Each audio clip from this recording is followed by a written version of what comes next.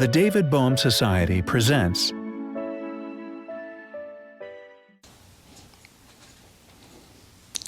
Well, yesterday we were finishing up on the question of the relationship of mind and matter.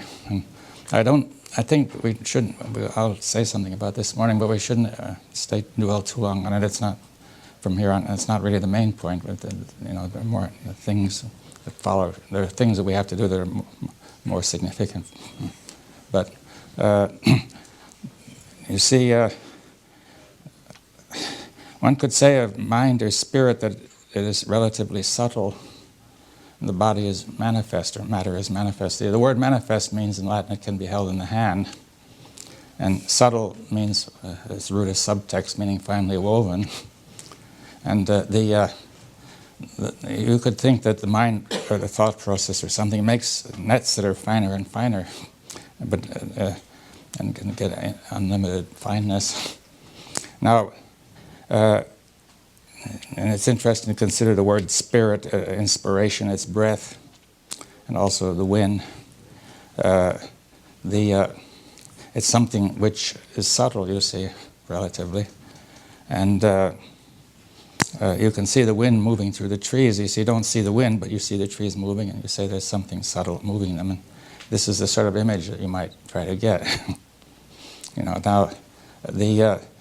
but of course, the wind is the movement of air, which, although subtle, is still manifest, and you can feel it. And then we have still more subtle net where we think of things made of atoms and made of electrons, protons, neutrons, and eventually movement of fields, and and perhaps going on indefinitely, you see. So now, one might think now that one view is to say it's all one substance, as it were, but we have different degrees of manifest and subtle.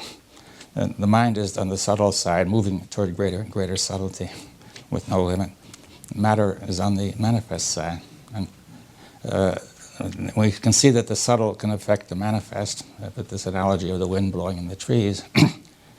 Now, the manifest must have some effect on the subtle if the mind is subtle, in order for the mind to become aware or perceptive of matter. But it is not conditioned, is what I'm saying. That you see, there's a difference between having an effect and being conditioned. That when thought takes place, then the movement is conditioned in the sense that we have powerful effects tending to limit the movement and forcing it in certain directions. So the content which is experienced then conditions the thought process. Now, the view might be that as you get to something more subtle, then it would be more or less rigid, also subtle. It would be more mobile, and would not hold the conditioning, you see.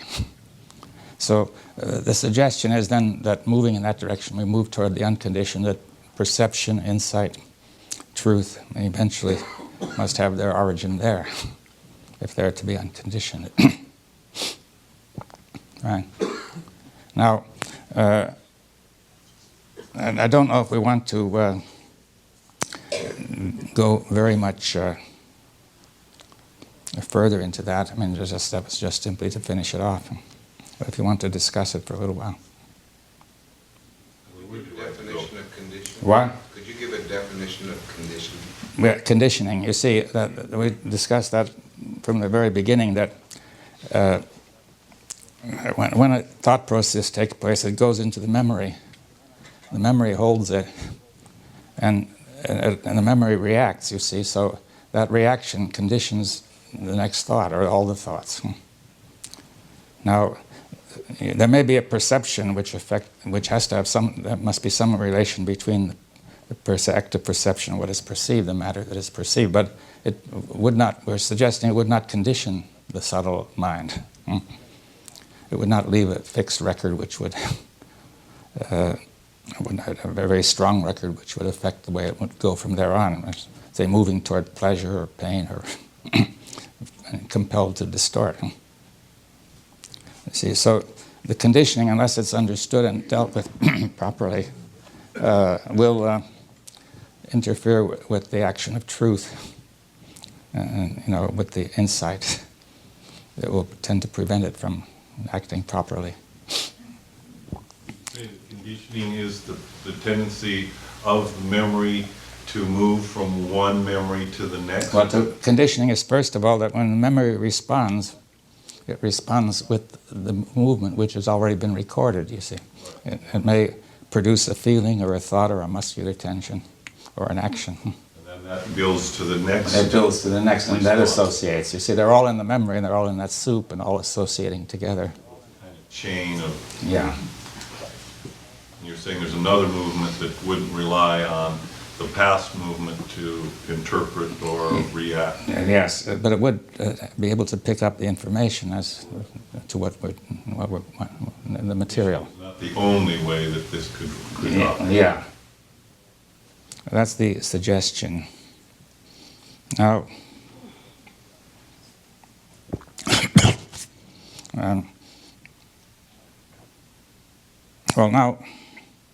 I want to go back into this conditioning and why it's such a peculiar difficulty. You see, if we go back to this idea, there's a thick bundle of nerves between the intellectual center and the emotional center. And I might suggest that if there were no interference by memory, perhaps the intellectual center already will, you see, when there's an emotion, it might already see whether it's appropriate or not, and as it were, send a message to the emotional center accordingly along that thick bundle of nerves, which is genetically constituted.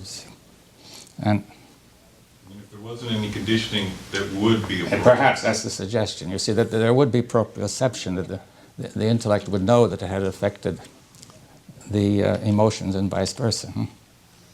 It's the conditioning that causes it inappropriate. Yes. Now, you see, why is that? You see that? You see, the conditioning is memory. You see, now, the conditioning may condition you that a certain situation or thought reacts, or to produce a certain feeling, felt, right? Anger, fear, whatever it may be, pleasure. Is it conditioning itself that's inappropriate, or the nature of it? Yeah, the conditioning may be appropriate, but I'm saying that the conditioning gives rise to a reflex action which may be appropriate or may not. It's not intelligent enough to know, right?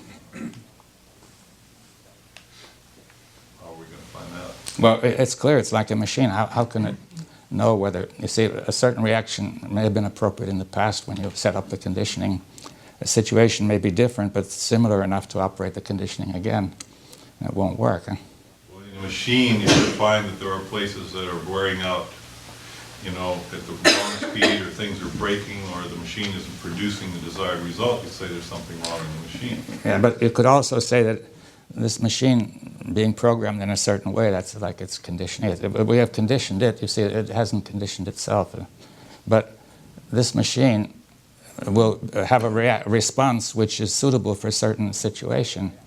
When the situation changes, it will no longer be able to respond properly for a very different one. Is that clear? That's the condition. Yeah. So the program can only respond in a certain range of situations. Otherwise, it responds inappropriately. What's needed would be some way of monitoring the reflex the whole time. Yes, well, let's go a bit more slowly, you see. Now, similarly, the conditioning, it doesn't make a program, it isn't written beforehand, but it's very similar in its action, except that the thought process conditions itself, as it reacts and responds. The nature of thought to be conditioned by its own experience. Yes. Like a learning program in a computer. Yes. Now, so the thought conditions itself, and now it may be conditioned in a certain situation or when a certain thought is there acting to give rise to a certain feeling, just as the dog gets conditioned when the bell rings, the saliva flows. That's one of the conditions, is that it has to have a feeling, or it doesn't get that kind of energy that makes... Well, it's conditioned, so that we say under those conditions it acts, you see, in that way. Right? That's the way we use the word conditioning. Right? We use the analogy of a computer that just unloads the data that's been stored in it. What do you mean unload? Well, you push a button and you get back the material that's been stored, whatever Yeah. it may be. Yeah, but the computer may do all sorts of things. It may operate machinery. It may produce more programs. It may produce a typed copy, or it may connect to the telephone and to another computer. There are all sorts of responses that are open to it according to the program. And the same is true of our conditioning. But I'm picking on one particular one, that a certain thought or a certain perception will be there will be a conditioning in the memory to give rise to a certain feeling. Like if you have been frightened by a certain thing in the past, there's the memory of that feeling associated to that thing. And so when this thing is stirred up, then the memory is stirred up of the feeling, and up comes the feeling, right? Which may or may not be appropriate now because it's merely a memory. We have a tendency to give that feeling a deep meaning that causes the conditioning to continue when we add a little more to it. We lose track of the fact that we aren't able to even follow the fact that it has arisen out of the thought, right? And therefore, when it turns up, it seems to be independent. Now, if it were an independent feeling, it could be giving us, it either would be important in itself, or it could be giving us very significant information about ourselves or the world. But this way, it's not giving any significant information about anything. Because prior to thinking, that was the main information that an organism could have, is its feelings. It's feelings, and then the thoughts started up from the feelings and refine them further, the information further. Saying, I feel danger, what is it, more precise? Now, but suppose the feeling is excited from memory, then it may not have any significance at all, but thought begins to look for danger, and it may be led into a false trail. When you were talking yesterday about the impulse to think. Yes, well, there is an impulse for thought to take place. We could say there may be the intention or the impulse to think as well, which is something. It's an acquired evolutionary thing once thought started to formulate. Yeah, well, I think that the impulse to think, you see, gradually built up. I mean, it may be present in the animals too, but much more weakly. The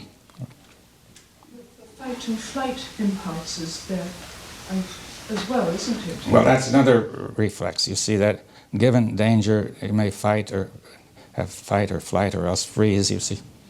And these are possible responses according to the situation, or may vary according to how you've been conditioned, which will be irrelevant. You say that the impulse to think is in animals as well? Well, certainly, it seems to me it's in apes, chimpanzees, and dolphins and animals of that level. About conditioning, are you saying that perhaps some conditioning would be better done away with, and other conditioning should be observed? Yes, that's right. And yes, evaluated. Well, if you're driving a car, you're conditioned that red means stop, and you stop without thinking. Right? You start to, so it's faster, right? Now, on the other hand, if you spread that too far, saying a red flag means stop, it would be foolish, right? You still have the choice to judge. You can judge. And Yeah, but if you see a red flag and you find yourself stopping, you don't ever get that far, but you might find yourself stopping automatically. And then you could say, this isn't making sense, right? Or say, see a red flower or whatever.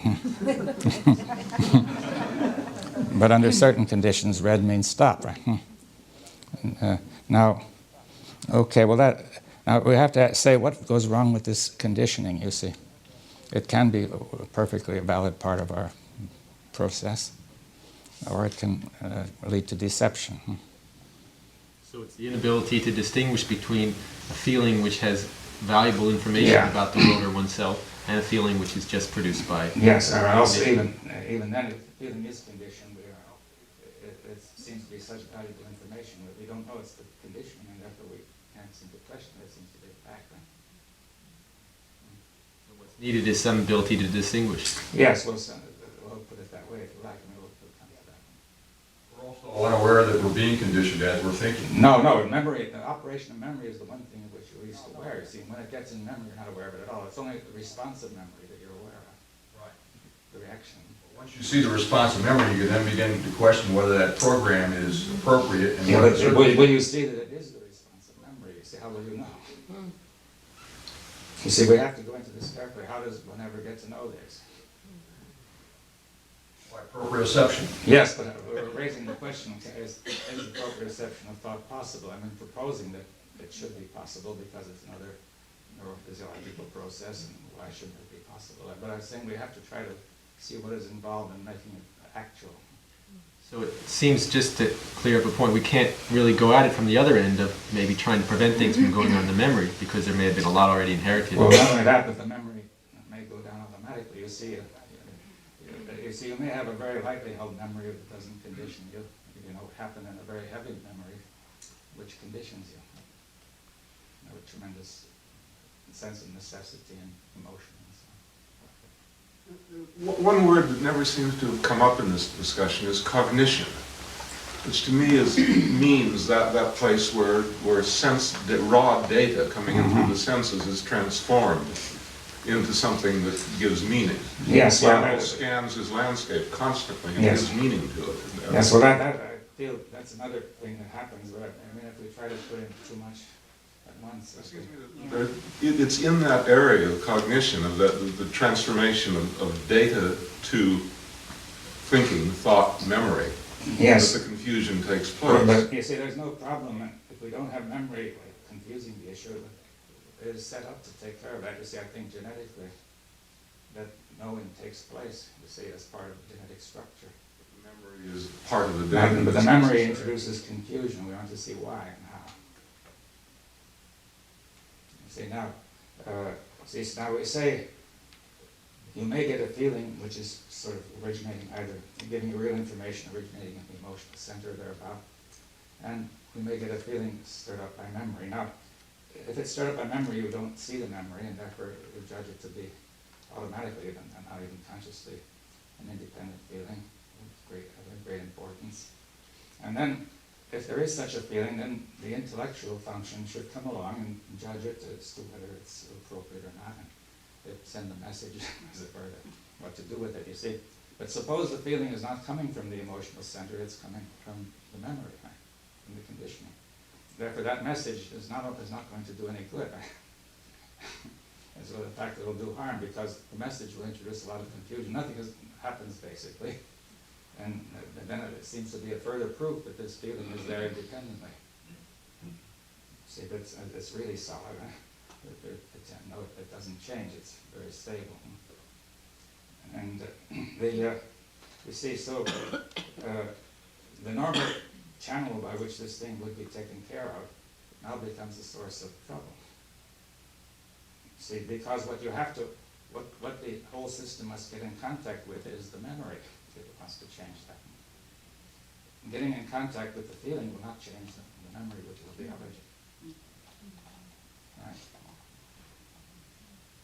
See, the feeling is of no importance. The only importance is it's confusing. That particular kind of feeling.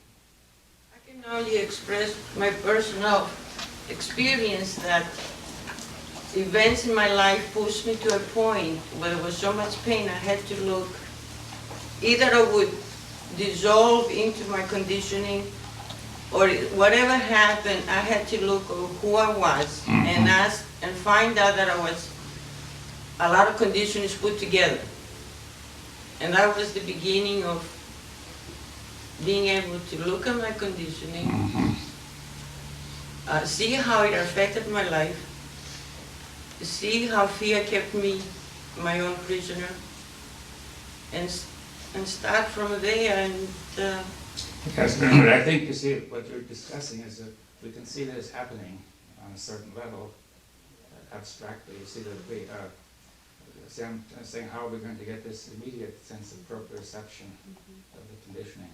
Supposing something happens and you become angry or afraid. Let's say afraid. Or angry, it doesn't matter, yeah. It makes you afraid, right? And it goes on the record, right? Pardon me? It goes on the record. Right. Normally, when fear arises in the body, there's a whole adrenaline moves, everything moves, and from that, there's normally a feeling that something's necessary in terms of action. If you begin to question whether or not this feeling is coming from what you're observing, or whether it's coming from the memory, there might be a moment there where when you question, that you can identify whether it's coming from the environment or whether it's coming from the memory. Now, how do you do that? By watching the thought process that's transpiring in the moment. Well, how can you tell it's coming from memory? You see, when the fear is intense, it seems to be quite real. Well, for instance, if I'm having a conversation with someone and all of a sudden I feel that thing move, if I was paying attention, I might have seen a thought slip through that indicated to me that there was something to be afraid of here. And if the body moved as a result of that thought slipping through, then it came from the thought and not from what was in front of me. Yes. But I think, you see, the question is how are we going to get the kind of immediate proprioception that you have of the movement of the hand between the intention and the movement, you see, because if there's a time delay, you say there's a thought, now I know that it's thought, that this will help somewhat, but it won't get to the whole thing. Well, in what he was describing, see, he said this thought slipped through and he felt this movement in the body. That movement is a flag that indicates that something has gone awry. As soon as he felt that movement, he knows that that movement means that there was an inattention, that there was something isn't right in the setup. And so then he knows he has to start looking. Also, there's a connection between thinking and the feeling in the body that it's triggering for memory, as you say. But you're observing in a time delay that there is a definite connection between that thought and the movement in the body. And that there's a good possibility that the whole thing is being distorted. Yes, that's still an inference which will, I suggest, not be as immediate as what we're talking about. I don't think It seems that taking what's taking place in our experience as an indication of what's going on out there seems to be what's problematic. I mean, whether our felt sense rises out of how our background constells meaning now, right? I mean, in a sense, it seems to me that almost every situation that we come into, that our background is part of what's shaping how the meaning, right, that we're living.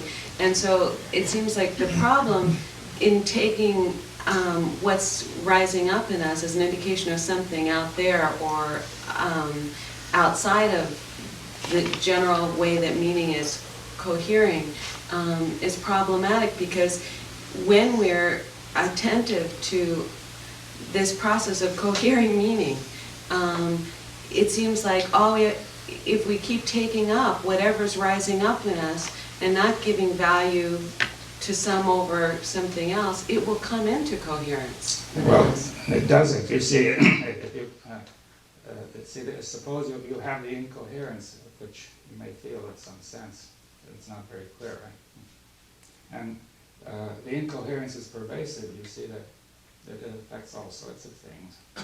See, I don't think when you have, see, it's not all that easy when you have a really powerful disturbance of that kind, that it would come into coherence without something more. I mean, the actual ability to observe or to be aware of the relationship between the origin of the thought, the arising of the thought, and some impulse or intention, and the result. The other thing is we don't realize that it's a conditioning that's causing, like if someone tells me, well, your comments here are stupid, there's an immediate flash of anger, and I don't even realize that I have conditioning that tells me no one can say that to me. Yes, that's true, but you may, now that you know that you have conditioning, but it still works. You see, you may realize that I've been conditioned to react that way with anger, and it will still work.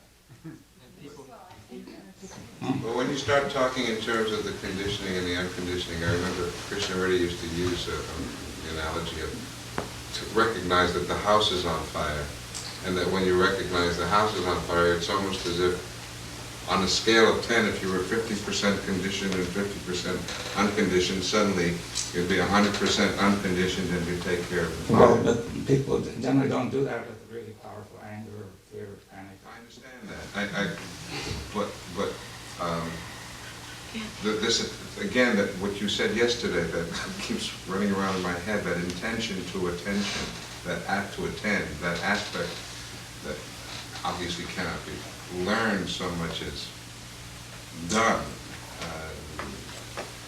so that you are not being driven so much by the condition, less by deconditioned, if you will.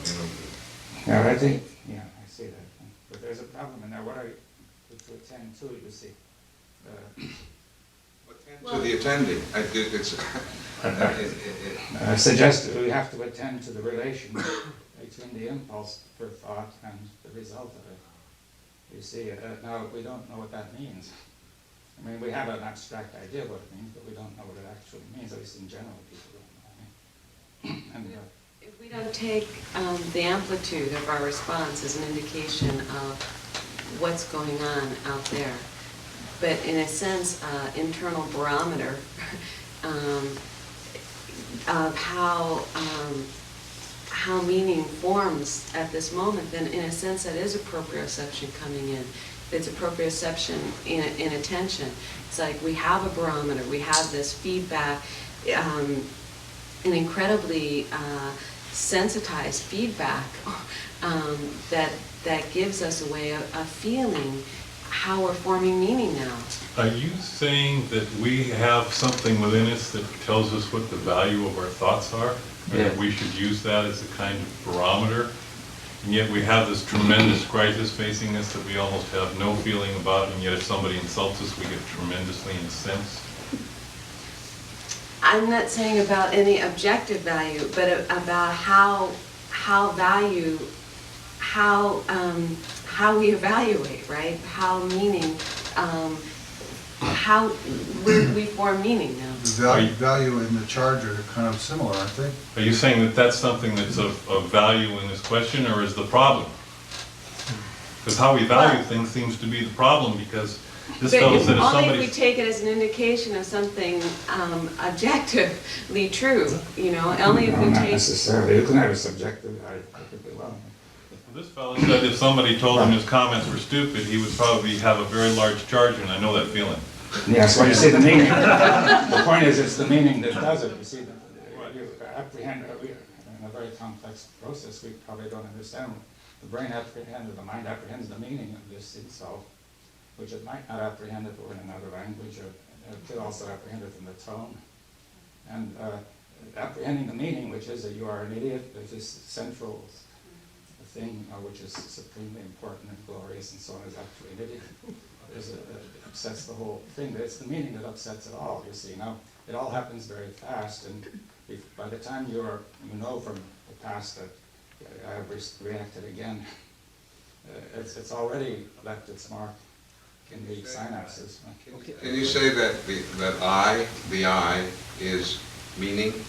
It's part of meaning. I means what? It means me, myself, and I. It means the supreme importance. It means all this is done. That the I, my I at the present time, is an accumulation of meaning, that this is how I present and represent myself to the world, is a totality of meaning.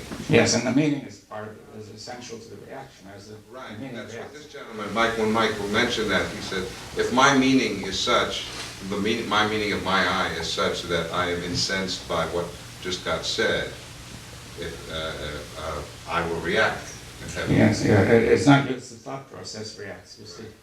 So what was introduced, the only reason I jumped on that is the idea that we have this internal indicator of what's valuable or not valuable, and it seems to be the very thing that's causing us all the Not problems. what's valuable, but how we value. It's an indication of how we value. All right, so to me that would be the problem, rather than an indication of the How will problem. it become self-correcting if we're not Self-correcting might be the wrong way to go about it.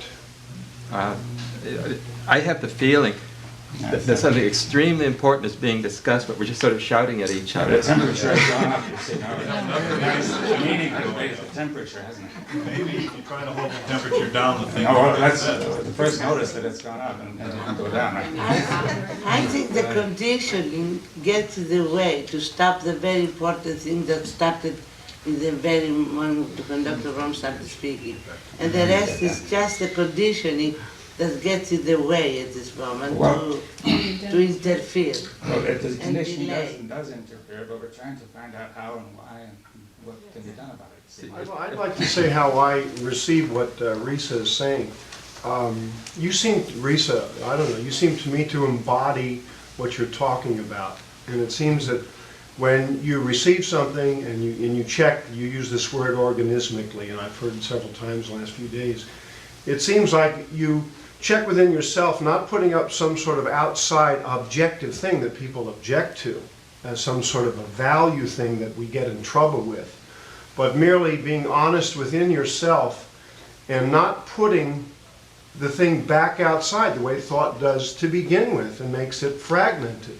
You keep it whole and you take everything, you take responsibility for all of your feelings and all of your thoughts. You don't reject them, you don't make them objects.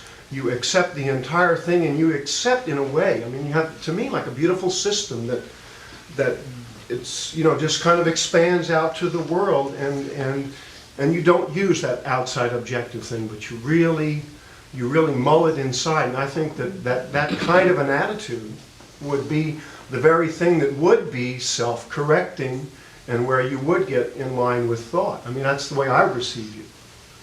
And anyway. May I speak? And regarding that same thing, and particularly what that fellow back there said. See, they're saying that when there's thinking, and we were saying, so it is a material process, and so the material process is always accompanying the thinking. And so that I have the option, if I see the necessity of it, you might say, have the intention to constantly monitor the material aspect of thought. And in doing that, when I'm speaking and somebody says something and they look at me in a certain way, so that the reaction begins, immediately the material aspect of that reaction is noted. And it's like a fire warning. Attention to that material aspect, move away from the words as objects and take care of this. That does not solve the fundamental problem, but it allows for an equilibrium out of perhaps which the fundamental problem can be approached. Dr. Bohm, could I ask a question about proprioception? Now, when a person flatters someone else and says your comments are wonderful and so forth, we get a glow. And we're aware of the glow. Just like someone tells us your comments are stupid, we're aware of the anger. Is proprioception, it seems, would be somewhat involved in just being aware of the anger or the glow, the good feeling.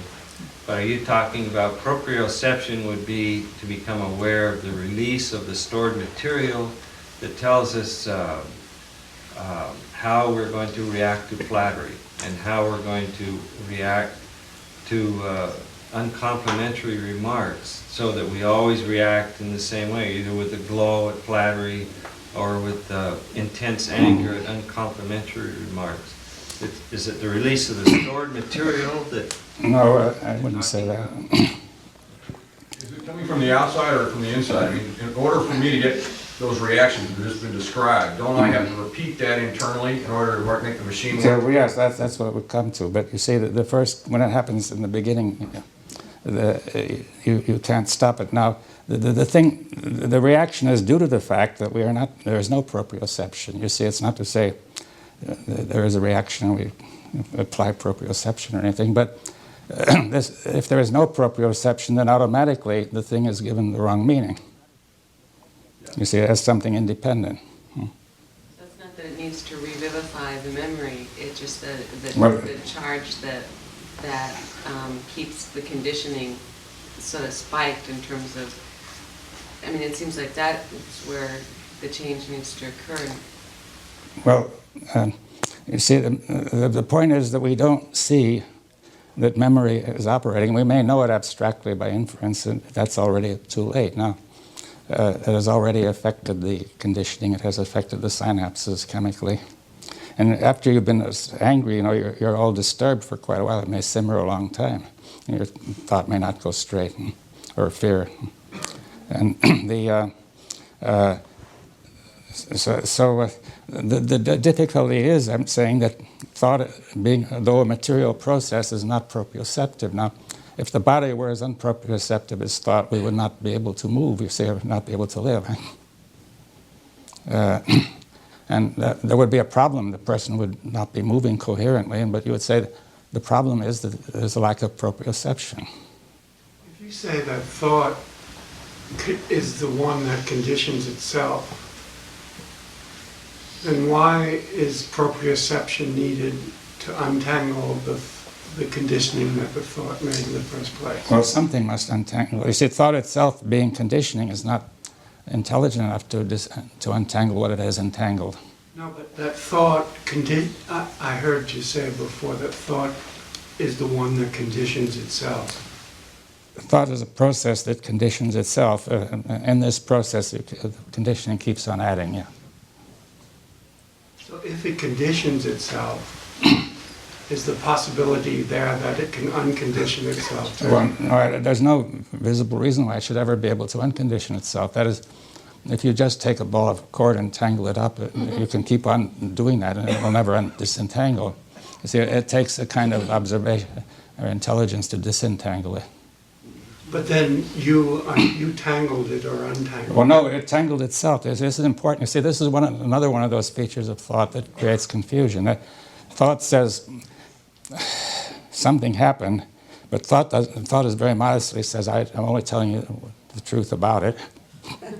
And you are the one who did it, you see. Where it says, I'm telling you what the choices are, you are the one who chooses. But thought itself makes the choices on the basis of conditioning, right? So, you see, the thought process goes just like a computer program. It just goes. You see, it's part of the material of the world. Anymore, a planet goes, the wind blows, you know, the sun shines, and the thought process goes, right? According to whatever its structure is. Dr. Bohm, could you tell us materially how the thought does this? Is it something in the corpus callosum? Is there a defect in the wiring? Well, no, it's a function has arisen which we are not pre-wired for. We have to learn to deal with, you see. Yeah, it seems like we need to talk more about time in some way. Well, yes, but in the first case, it's very simple that if you are conditioned, something happens which stirs up one side of the conditioning, it will stir up the other, you see, because there's an association. You see, once the dog is conditioned by the bell, then the bell will stir up the saliva, right? Now that is just association. I mean, that's almost a kind of reflex. You know, it could be duplicated in wiring, in computers. Right? Now, it just goes. You see, the knee-jerk reflex, it just goes. It's not that you jerk your knee. But if you hit the knee, it jerks. Now, but the thought process says no. The thought process says it is I who have done it. Yeah, so does it create the I that's done it all? Yeah, it creates the impression of an I who has done it. And it also it attributes itself to that I which it has created. It seems there seems an important distinction between other types of sensory awareness and that which thought mediates. In the sense that all the rest of our senses really evolve for right now contact. I mean, they don't taste something except now. Yes, they can make mistakes, but these mistakes, we call them honest mistakes, they will be corrected once they're aware of the mistake. The mistake of this kind of thought is that it is not corrected but defended, right? Well, yeah, it seems to be diffused into in some kind of not now. Yeah. Right, like it's whereas the rest of our senses are evolved to allow us to feel and touch and sense and hear and smell and see. Right now, thought comes in to extend our awareness into the contingencies, not now, that are present now. Yes, it's the residue of the past which is now actively and present. Right. So, I mean, in a child, they're learning.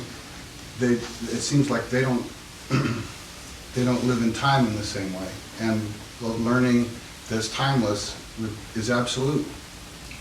Yes, well, I mean, Krishnamurti said thought is time. He said it's a form of time, and in fact, thought has invented time as a means of keeping track of the order of succession.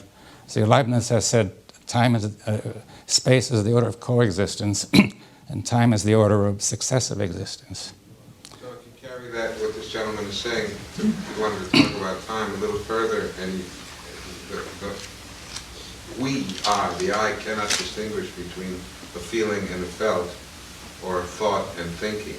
That the time, Krishnamurti again used to talk in terms of the fact that we create some psychological past and some psychological future, but the mechanism itself has no way of distinguishing between that which is now and that which is yesterday and that which is... No very clear way. I mean, it might, in some cases, know about it, but it doesn't distinguish it immediately. Could the proprioceptive action that is lacking at the present time be somehow connected with the inability to distinguish between the psychological past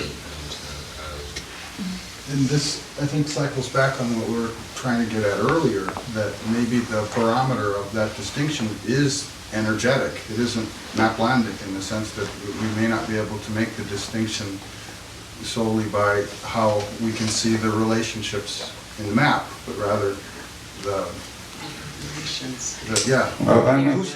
acoustics of being here. Yeah, well, I think to have proprioception, we need some kind of feedback, we'll put it that way. The thought process does not have the right kind of feedback at the moment to make... The impulse and the thinking. The impulse and the result feeding back. Now, it is this feedback, you see, that the impulse to move the feedback, the information, and the feeling that they are both one and the other. They're all part of one, right?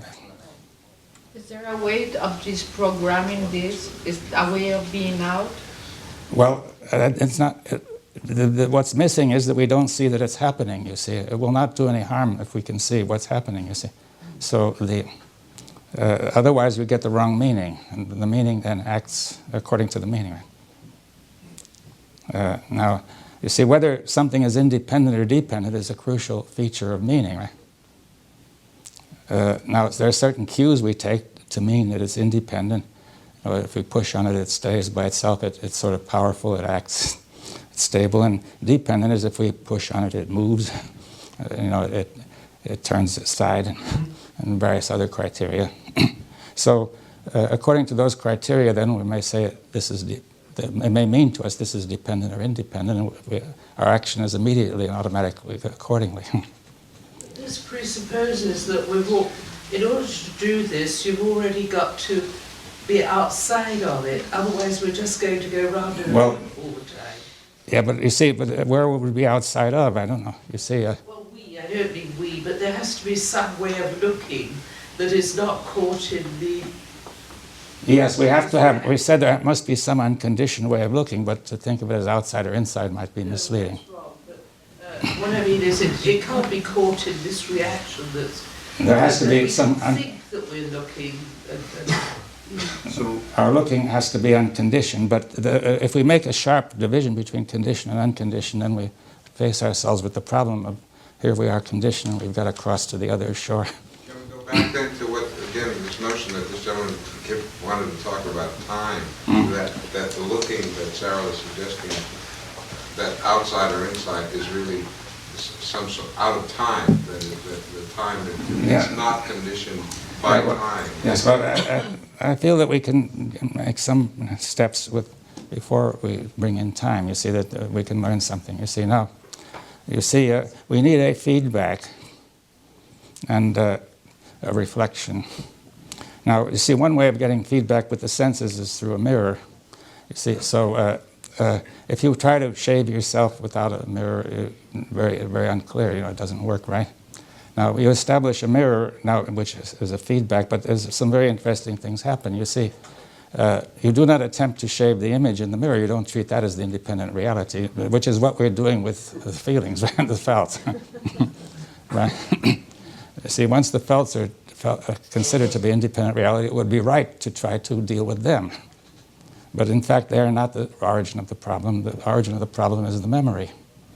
So memory acts, produces felts or anything, you see, and but it has to feed back as part of the same process. Now, if you take this shaving in the mirror, the first thing that happens is you won't right away know that you can shave. You see, it takes some skill. Right? You don't do just the opposite of what you did when you're to things that are not a mirror. You see, you have to learn this. You see that. Now, the first step in learning, I'd say, is a kind of play of thought that you move, and then see how a movement of the hand, which has an intention, is related to the shift of the image, and then as you move toward the face, you can see you want to move to get the image and the brush in a certain position in the image, and you've got to get your hand to move in such a way as to do that. You see, you have a kind of play first of all to see that relationship. So the purpose of the movement is perception and not the result, right? You see, in the first instance. And now, you see, if you find that a certain kind of movement brings you closer, then what you do is more of that, and then it may begin to take you away, then you try something else. You see, so therefore there is a kind of nonverbal learning, right, of how to fine-tune the intention to move the hand. When you look at yourself on a television screen, if you've got a camera pointed at you, and you're looking at yourself on a monitor, it's confusing. Yeah. Or someone said yesterday, and I'm not sure if they said here, if you look carefully at yourself in the mirror, you become confused because it doesn't. With the television, you're actually seeing not what you would see in the mirror. You're seeing the reverse of it. Yeah, but it doesn't matter whether it's the reverse. It's not. But if I move this hand, and on the screen I see the other hand going momentarily. And then you have to learn to correct for that. You see the what? He said it's conditioned by my looking into a mirror. Yeah. If you put a child in front of the camera and show her the monitor, she has a delightful time for a few moments just trying to acclimate herself to the reverse image, which is being projected to her reverse image. Yeah. She's used to looking in a mirror. You see, there are a great many cases of that kind. If you take lenses which are prismatic, they may shift the image. And then you find you're moving to the wrong place because you have learned a certain connection between the image and the retina and the movement of the hand, and you have to relearn it by trying it. And then eventually you see the world back as it was. And then when you take off the lens, you see the world wrong for a while. And of course, the extreme case of that is the lens that turns things upside down, and eventually the consciousness rights itself. And when you take it off again, it'll take time to come back. So. Therefore, you see, to see certain things, we have to learn how to learn the perception of certain things, right, in a nonverbal way. Come back. So, therefore, you see, to see certain things, we have to learn how to learn the perception of certain things, right, in a nonverbal way. In fact, but perhaps this question we were talking about before about thought and self is that in some way it's as if the self is some learning mirror thought is constructed to learn with. Well, it could be. You see, there's the intention, and the mirror may be the feelings in the body, or it may be something outside, it may be other people. Right. And any feedback between the intention and the result is a mirror. The point being that without the feedback, then you can't differentiate awareness. Yes, you see, there has to be, in the case of the woman who had a stroke and lost the feedback, then she had the motor nerves, but she couldn't tell that it wasn't something entirely independent, right? You see, she couldn't distinguish between dependence on the intention and independence. And without that distinction, you're not viable. And that's an immediate distinction, which doesn't take time to think, right, once you learn it. Again, we leave time out for a sec, but with respect to extending our other senses, there is immediate feedback. With respect to extending ourselves in time, there isn't. Well, let's take thought. You see that in the case of thought, see if a certain, the thought may take a short period of time, but if the feedback occurs during that period of time, that's good enough, right? Yeah. You see, you will get a simultaneous sense of the result in the. See, like saying light, you see, is very fast. It's essentially instantaneous for all ordinary movements. If something were moving very quickly, then we'd have to take into account that light was a delay, right? Or going to the moon or Mars, then the delay becomes very significant. So, but for here in this room, the delay is insignificant, and therefore we can treat the thing as instantaneous. And if the conditioning is so thick and clouded, does not listen to the feedback, ignores it. Well, there's going to be a problem there. I'm making a map of this process. I'm drawing an analogy between this process and one that you know is much more familiar, which is when you do something to your face by being aided by a mirror, right? That you have to learn how to do that. Now, when you're learning how to do that, we may have some conditioning which resists doing it, but because the hand is conditioned to do it in one way, but it's not all that serious, and eventually you get through it, right? Perhaps in a very short time. The learning is a different process than the conditioning. When you sit in front of a mirror and the first time you try to comb your hair backwards and everything, there's a whole process, learning, watching, getting feedback. At the same time, there's another process saying, boy, this is stupid. The conditioning is operating, I can't understand this. I feel really retarded or something like that. But the learning isn't paying attention to the conditioning. Well, it may even be learning about the conditioning at the same time. I don't know. Is the distinction between I mean, learning you may. and conditioning just an after-the-fact observation, or what's the difference in the process of conditioning and learning? Well, that's where I'm saying there is a difference. Yeah. First, if we can that's something accept to really that. go into.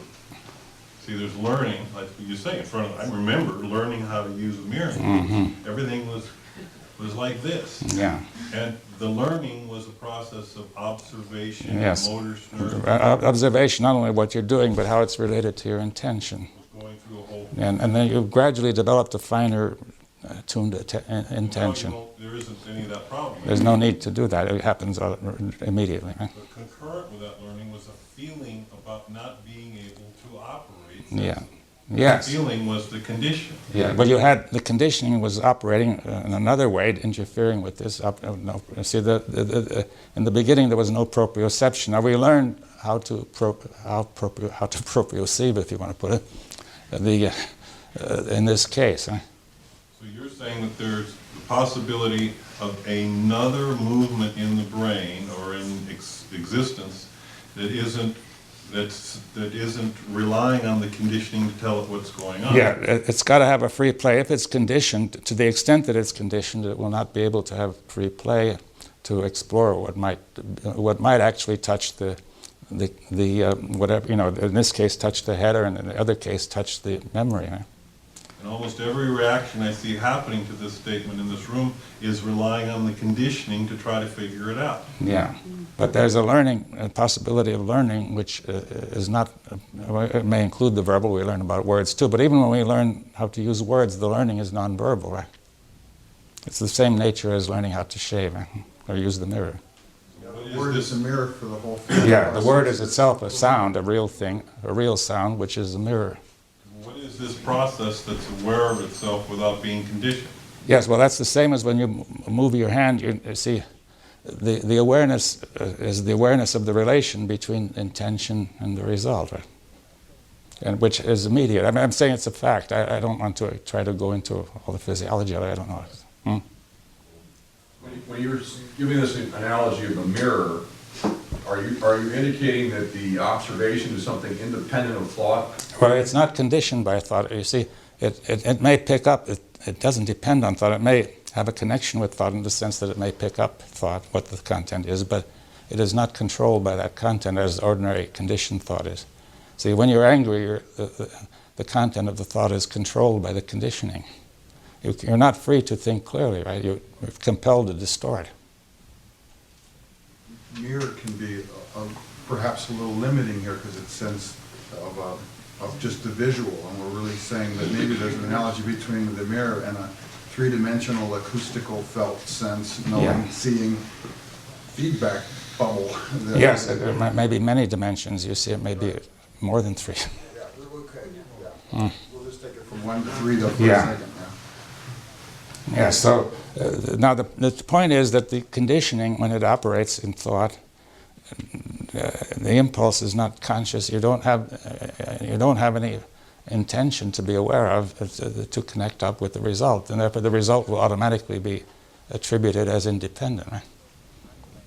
So then you may know later you've made a mistake, but it's already too late. You see, because the whole chemistry has been upset. And it will not go straight from there on. So all right. So that really, you see, that this is what's going wrong with thought. And the attempt, under the assumption that this feeling is arising in the emotional center, the attempt to correct it by saying, to say it's an inappropriate feeling, it should go away. It doesn't, because it's arising in the memory. And the attempt to send a message to the emotional center to give up that feeling not only doesn't make it give up, but it muddles things up a great deal, right? Because you're sending that message when there's nothing to which it can apply. When we have anger, then to try to send a message that you want the anger to move, you want to move yourself from the anger, yes. That's an inappropriate message. Yeah, because you're asking the emotional center to stop, but the emotional center is being compelled to produce anger by the memory. Just as a program might compel you. I think there was a fellow called Delgado who connected up a radio transmitter to the brain of a bull deep down, and if I remember it. And the bull would charge a certain way, certain electrodes would make the bull charge. And it suddenly, with almost no time at all, it would stop if you pressed another electrode. You see, the bull was compelled, the movement of the brain there was compelled to do that by the impulse. Right? So a similar impulse could come out of memory. Although not that fast. So kind of like an energetic snowball? If we stay with the anger or stay with the flattery, then is that going to reveal something to us? Yes, well, we have to stay with it. In a sense, if you move away from it, you haven't the time, you see, to establish this feedback and become aware of how it works. You see, staying with it is in some sense essential, but at the same time not being carried away too far. Isn't the moving away from it an illusion? Oh, it's an illusion, yes, but it's good enough to confuse you, right? This radio transmitter that keeps sending impulses to it really goes, it's not radio, it goes through the nerves. But I mean, it's a telephone transmitter. What we need is a different intelligent movement, because thought is not an intelligent movement. Yeah, well, not by itself, it requires... What is this other not by itself? Well, I mean, in the case of the mirror, shaving, the reflex of shaving, or the reflex of dealing with things that are in front of you. So it's perception and learning and intention. Yes. And attention. Yes, you actually are aware of the intention to move your hand in a certain way, and aware of how the actual movement, watching the image, how the actual movement is not fitting the intention, or is fitting, or coming closer. And in that particular case, proprioception is a problem. Well, it comes about, you see, that... And then it's fed into the proprioceptive movement, it's a problem. Yeah. Proprioception says it works this way, and the mirror says no. Yeah, but by learning, the whole thing is corrected, you see. By learning. Yeah. In that sense, it's like sometimes to talk about some kind of new movement or new intelligence may be misleading, and that yes, we could say that happens or could happen or could be a result of, but ultimately, maybe what we need to be talking about is what kind of mirror environment can we... Yes, we need the mirror, and also we need the intention to be aware, you see. It seems to me that we also need a shift in where we put our attention. Because I hear a shift in attention from the impulse to the result to the relationship between the impulse and the result, just as that which learns in the mirror process, that which is proprioceptive is that which apprehends the relationship between the two, and that's the learning. So that there's this shift in our attention from being attentive to these two separate objects in some sense, and this feedback loop that moves through time or between them to the relationship. Yes, the relationship is one of dependence, right? And the result depends on the intention. And the intention may then later be affected by the result. It changes. And somehow that's how we can know immediately. Mm-hmm. Yeah. How we can perceive. Yes. Proprioceptive. So the process is aware of itself, isn't it? You see, there's no separate observer. See, it's one of the fictions of thought to say that whenever perception takes place, there must be a separate perceiver who does the thing. And you see, but that just is simply a part of our conditioning. It's really entirely wrong. It seems like what we're using here too is a lot of word pictures, a lot of intellectualization to try to describe something that, whereas what's really required is perception rather than the intellect. Trying to find so many different word pictures. Well, but the word picture, you have to perceive the meaning of this word picture, you see. See, whenever you get a diagram, you have to perceive its meaning, or else it gets nowhere. And you have to learn its meaning, really.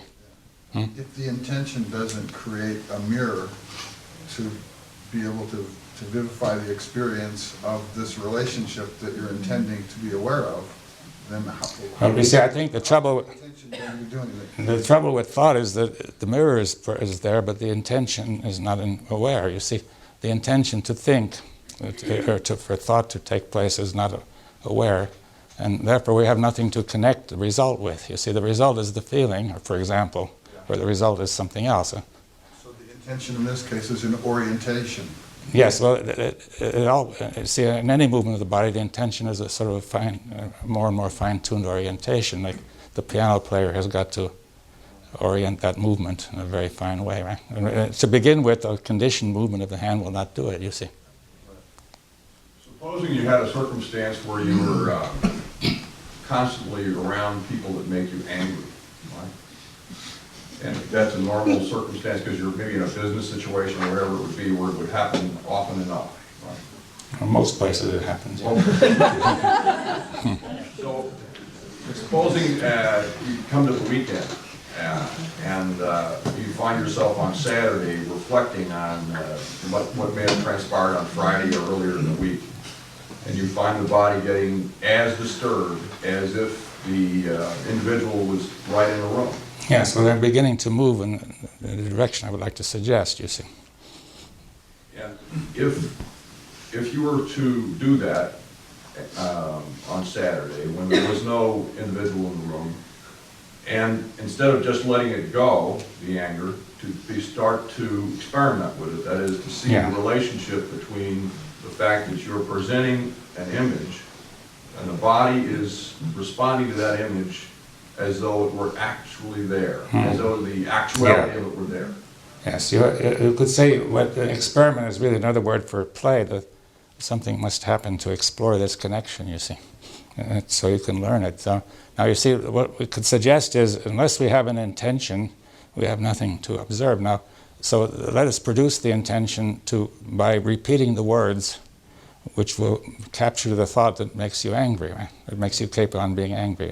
We know what it all is, right? You see, so you will find as you repeat the words that the anger is building up, right? And therefore you can get a feeling of some sort of connection, right? A relationship. Yes. Now, we're not using the words for the sake of producing a desired result. The words are part of for the sake of perception, for the sake of learning. But you see, the words are turning the machinery slowly. When you're first angry, it's going too fast anyway. Then it simmers down, but it's still there. And then by bringing in the words, you can build it up a bit and see that the intention to think these thoughts and the anger are connected. Right? Yes. Might it not work just as well if you started with remembering pictures? Pictures, I mean, thoughts, pictures are just as good. I mean, button. Anything which symbolizes or stands for or represents what we're talking about will do, right?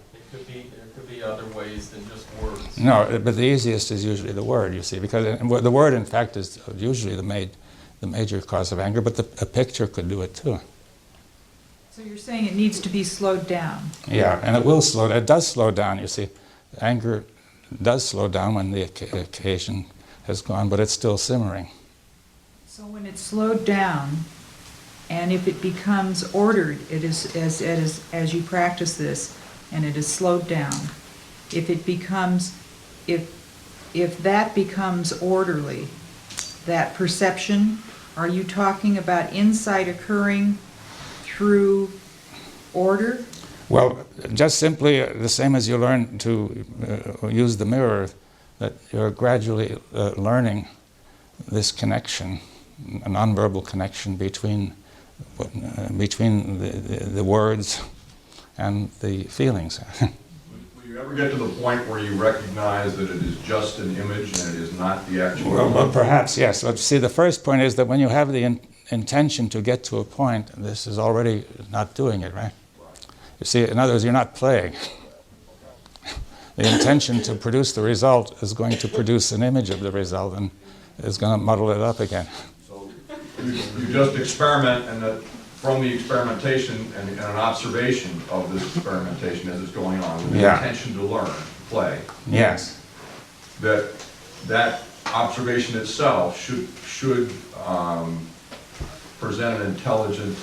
Well, the same as the observation in the mirror, you're gradually getting that feeling for the connection. Does the notion of the witness come in here? Isn't that what we're talking about?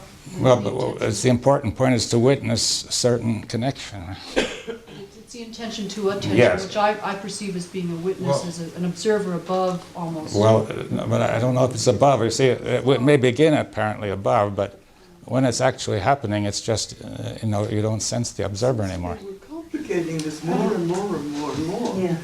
Why do we have to have an intention? Why don't we simply look? Why do we have to have an intention to look? An intention to be aware, an intention to examine. Do it, for goodness sake. Why are we talking about so many different procedures? Well, you see, this has been suggested for a long, long time, and it generally doesn't happen, you see. It's not, if you have to say, what will you look at? You see, you can't say, I look, you see, and we don't say what we're going to look at. Now, we have to learn what it is we're looking at. Why? Whatever comes up is what you're looking at. You're not deciding, I'm going to look at this or that or the other. You're looking at what's happening in yourself. Yeah, but then the thing which you have to look at may not be present. You see, it may not be in consciousness. But if you continue to look, won't you see that? Not necessarily, you see, because if you keep on trying to look and it doesn't come to consciousness, then it's there. You see, you could say, I've looked and tried, and every time anger comes along, I'm still in the same boat, right? So I understand this as having an informed looking. That's where this notion of a map comes into play. The looking is to see the connection between the memory and the result of the memory, which we don't generally see. So it's to be informed, to look into that. If you look at the memory and continue to look at the memory, it will tell No, its story. it's not to look at the memory, it's to look at the fact that memory produces results in the organism. But that's maybe the word intention is being perceived as an intellectual process. No, intention is what you feel, right? I understand that, but maybe just for disposition is to be disposed to a specific way of. I'm trying to defuse the word intention, or to look at the word intention maybe a little differently. It's an attitude. Maybe that's the whole key. It's where we place our intention, and what we need to be careful with is just that. Let's not say intention is this panacea. Let's try to define what our intention is, because our intention is going to drive what we pay attention to. But are we separate from the intention? Is there we directing that attention? We can direct the attention, Or Are the we intention. separate from it? Well, that's what I mean by trying to find another word like disposition. Are you separate from your disposition? You're disposed to a certain activity. Orientation. You're not separate from it. Yeah, well, how do you, suppose you start to think, you see, what makes you, what do you do to start to think? I don't know that it ever stops. No, well, no, you see, thought goes on, but suppose you say, I'm going to think about something. Well, then I have an intention to. To think. Yes. And then you're aware that it's thought going on. Hmm? I have an intention to direct my thinking process to a specific.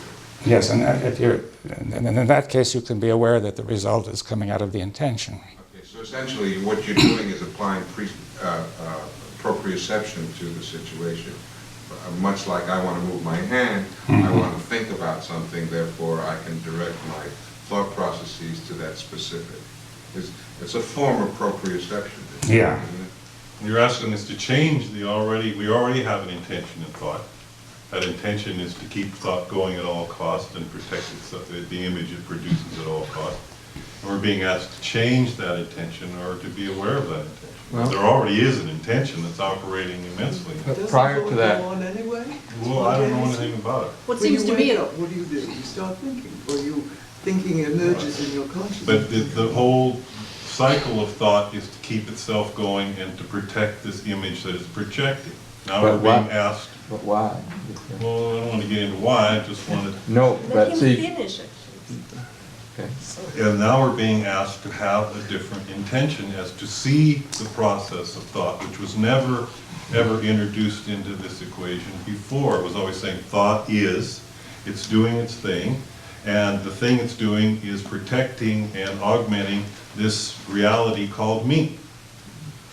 That's the way it's been operating in my life for the last 500 years. Now, somebody is saying, look, that intention is producing all these incoherent, destructive results within me and within the world. Is there a different way for thought to be aware of itself, isn't that what we're being asked here to consider, or am I way off the beam? Could we say that we have the intention to learn about this? Yeah, yes. Yeah, that's what we're being asked to do. Yes, we have to have the intention to learn, but also learn what, you see. See, Whatever's good. Yeah, but all sorts of things are going on, you see, and many of them quite illusory. but don't we have the intention, first of all, not to suffer, not to have Yeah, pain? I wouldn't call it intention, I'd say that happens as almost automatically. Right, that's there right from the beginning. Yeah. But then somehow the way we're going about thing, that happens. And so automatically we have the intention to try to clarify what is going on. Yeah. It seems we have this intention, we don't have to acquire it. Well, we don't have we're not aware, when thought is taking place from the conditioning, we're not aware of any intention. See, there's an impulse to think, which we're probably not aware of either. It just goes, right, from like a reflex from one thing to another. The key is that it may not be conscious. Yeah, the thing driving it may not be conscious. what seems to occur to me then is that what we might need to do is to really focus on what our underlying values are in our intention, because that could be the key. No, you see, values are conscious, and that's where Well, then it may or may not be. No, they may not be. And I think that our intentions can be quite unconscious. But if we make a conscious intention to examine the values out of which we make judgments, then we can start to have some movement, perhaps in directions, results of which we want. Yes, but if the values are coming out of the conditioning, then you can't do it. You see, you're raising the question of meaning now. You see, the word meaning has three meanings, as it were. One of them is significance. It signifies something. And another is value. See, it means a lot to me. It's the same as it has high value. And the third is purpose or intention, that I mean to do it. It's the same as I intend to do it. Or it's my purpose. So these are sort of fused in meaning. Right? Now, if these meanings are emerging from the conditioning, they may be totally inappropriate. The automatic meaning will just add to the confusion, the automatic values. See, most of our values probably function automatically in society. People are not even aware where they're coming from. But isn't this the right track, though, to start to get in touch and to start to examine what the values, the underlying values are that we are operating from, so that we can move to a place where our values are chosen, truly chosen, and not just a reflex. Yes, well, we have to find what are the values in the reflex. You proposed this earlier, and it kind of just went right by, Wow. I felt. Well, you proposed that the conversation I felt you were trying to get at with respect to intention was a kind of pervasive intention to be experiencing, to be experimenting with our experiences. Yes, exploring it. Yeah. If you go that route, then you don't even have to look at the values as specifically, you just have to begin to see how those values are formulated in our They're day-to-day. playground. Yeah, Yeah. yeah. So the It's claim the is- how that happens, that you suddenly discover how arbitrary the howness of it Yeah. is in our lives. Yeah, these values are arbitrary or contingent, and we treat them as necessary and unavoidable. Mary was What? talking about. Yeah, well, we must break in a few minutes. Well, go ahead. I wondered if she wasn't talking about maybe just being choicelessly aware of what's happening, because it's by choosing that we get into trouble, choosing to move away from the reaction that we're experiencing. I don't want to experience anger, I want to hide or conceal my anger. But what makes you choose it? You see, the conditioning may determine the choice, so you're not really choosing. Well, but it still An seems illusion. that the choosing is what maybe falls, but by just staying aware, there's a great deal of clarity that comes in. Well, if you say choose what's happening, you say that this is what I want, this has high value, that's what it means, right? And I would try to restrict myself to this, but that value may occur from the conditioning, you see. When the conditioning is operating, there is no freedom to choose, but there's an impression that there is freedom. Now, you see, when it comes to choices of objects, various things you want to buy, it may be conditioned. The advertising industry is aimed at that, but in principle, you could choose intelligently, you see, according to some criteria. But when it comes to the process of thought, this choice has no meaning. But perhaps we should break it off here. It's already 20 past 11.